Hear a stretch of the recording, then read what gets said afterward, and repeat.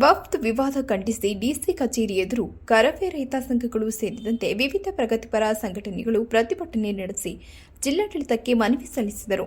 ಇತ್ತೀಚಿನ ದಿನಗಳಲ್ಲಿ ಕರ್ನಾಟಕ ರಾಜ್ಯ ವಕ್ಫ್ ಬೋರ್ಡ್ ರಾಜ್ಯದ ಮುಖ್ಯಮಂತ್ರಿ ಆದೇಶದ ಮೇರೆಗೆ ಸಚಿವರಾದ ಜಮೀರ್ ಅಹಮದ್ ಮುಂದಾಳತ್ವದಲ್ಲಿ ರಾಜ್ಯದ ರೈತರ ಜಮೀನು ಹಾಗೂ ಹಿಂದೂಗಳ ಆಸ್ತಿಯಾಗಿ ಪರಿವರ್ತನೆಯಾಗುತ್ತದೆ.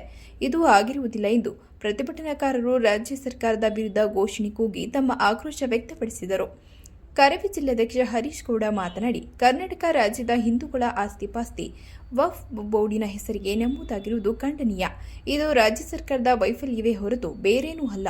ಅದರಲ್ಲೂ ಜಮೀರ್ ಅಹಮದ್ ರವರು ವಕ್ಫ್ ಸಚಿವರಾದ ಬಳಿಕ ಈ ರೀತಿಯ ಬೆಳವಣಿಗೆ ರಾಜ್ಯದಲ್ಲಿ ನಡೆಯುತ್ತಿರುವುದು ಖಂಡನೀಯ. ಇದರಿಂದ ರಾಜ್ಯದ ರೈತರು ಆತಂಕದಲ್ಲಿ ಇದ್ದಾರೆ ಎಂದರು. ಕಂದಾಯ ಇಲಾಖೆ ಅಧಿಕಾರಿಗಳನ್ನು ಬೆಳೆಸಿಕೊಂಡು ರಾಜ್ಯದ ಎಲ್ಲ ಜಿಲ್ಲೆಗಳಲ್ಲೂ ರೈತರ ಜಮೀನನ್ನು ಅತಿಕ್ರಮವಾಗಿ ಪಹಣಿಯಲ್ಲಿ ವಕ್ಫ್ ಆಸ್ತಿ ಎಂದು ನಮೂದಿಸಿರುವುದಲ್ಲದೆ ರೈತರಿಗೆ ನೋಟಿಸ್ ನೀಡಿ ಬೆದರಿಕೆ ಹಾಕುವುದು ಖಂಡನೀಯ. ಹಿಂದೂಗಳ ಆಸ್ತಿಯ ಮೇಲೆ ಕಣ್ಣು ಹಾಕಿರುವ ವಕ್ಫ್ ಬೋರ್ಡ್ನ ರೈತರ ಜಮೀನು, ದೇವಸ್ಥಾನಗಳು, ಹಿಂದೂಗಳ ಸ್ಮಶಾನ ಸೇರಿದಂತೆ ಎಲ್ಲದರ ಮೇಲೆಯೂ ಅತಿಕ್ರಮ ಪ್ರವೇಶ ಮಾಡಲು ಮುಂದಾಗಿದೆ. ಕೂಡಲೇ ಸರ್ಕಾರ ಎಚ್ಚೆತ್ತುಕೊಂಡು ಇದನ್ನು ತಡೆಯಬೇಕು. ಇಲ್ಲವಾದರೆ ಮುಂದಿನ ದಿನಗಳಲ್ಲಿ ವಿವಿಧ ಸಂಘಟನೆಗಳ ನೇತೃತ್ವದಲ್ಲಿ ಉಗ್ರವಾದ ಹೋರಾಟ ನಡೆಸಲಾಗುವುದು ಎಂದು ಎಚ್ಚರಿಸಿದರು. ಜಮೀರ್ ಅಹಮದ್ ರವರು ಬಹಳ ಎಚ್ಚರಿಕೆಯಿಂದ ಇರುವ ಅಗತ್ಯವಿದೆ. ಸಚಿವರಿಂದ ಕಾರಣಕ್ಕೆ ಏನೇ ಮಾಡಿದರೂ ಸರಿ ಎಂಬ ಮನೋಭಾವನೆಯನ್ನ ತೆಗೆದುಹಾಕಿ ಹಿಂದೂಗಳ ಆಸ್ತಿಯನ್ನ ಹಿಂದೂಗಳಿಗೆ ಉಳಿಸಿಕೊಡಬೇಕು. ಇಲ್ಲವಾದರೆ ಹಾಸನ ಜಿಲ್ಲೆಗೆ ಅವರು ಬಂದರೆ ಅವರ ಮುಖಕ್ಕೆ ಮಸಿ ಬಳಿಯುವ ಕೆಲಸ ಮಾಡುತ್ತೇವೆ ಎಂದು ಎಚ್ಚರಿಸಿದರು. ಪ್ರತಿಭಟನೆಯಲ್ಲಿ ಪ್ರಗತಿಪರ ಸಂಘಟನೆಗಳ ಮುಖಂಡರಾದ ಮಂಜೇಗೌಡ, ಲೋಹಿತ್, ಶ್ರೀಧರ್, ಪವನ್, ಧನುಷ್, ಗಣೇಶ್, ದಯಾ, ನರಸಿಂಹ, ಪುನೀತ್, ಕಾರ್ತಿಕ್ ಇತರರು ಉಪಸ್ಥಿತರಿದ್ದರು. ವಕ್ಫ್ ಬೋರ್ಡ್ ಅಂತ ಒಂದು ಹೆಸರನ್ನು ಇಟ್ಕೊಂಡು ಇವತ್ತು ಒಕ್ಕಲಿಗರನ್ನ ಒಕ್ಕಲೆಬ್ಬರಿಸುವಂಥ ಕೆಲಸವನ್ನು, ನೀಚ ಕೃತ್ಯವನ್ನು ಈ ಕಾಂಗ್ರೆಸ್ಸು ಮಾಡ್ತಾಯಿದೆ.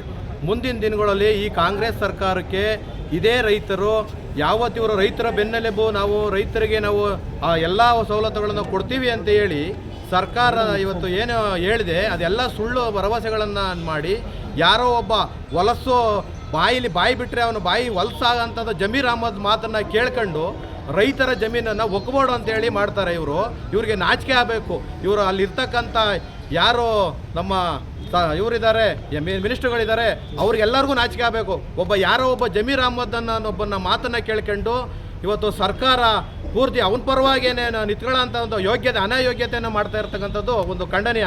ಯಾಕೆ ಅಂತಂದರೆ ಮುಂದಿನ ದಿನಗಳಲ್ಲಿ ಇವರು ಇದೇ ಥರ ಮಾಡ್ತು ಅಂದರೆ ಜಮೀರ್ ಅಹಮದ್ ನಮ್ಮ ಹಾಸನ ಜಿಲ್ಲೆಗೆ ಕಾಲಿಡೋಕ್ಕೂ ಬಿಡೋದಿಲ್ಲ. ಮಸಿ ಬೆಳೆಯುವಂಥ ಕೆಲಸವನ್ನು ಎಲ್ಲ ಸಂಘಟನೆಗಳು ಮಾಡ್ತೀವಿ.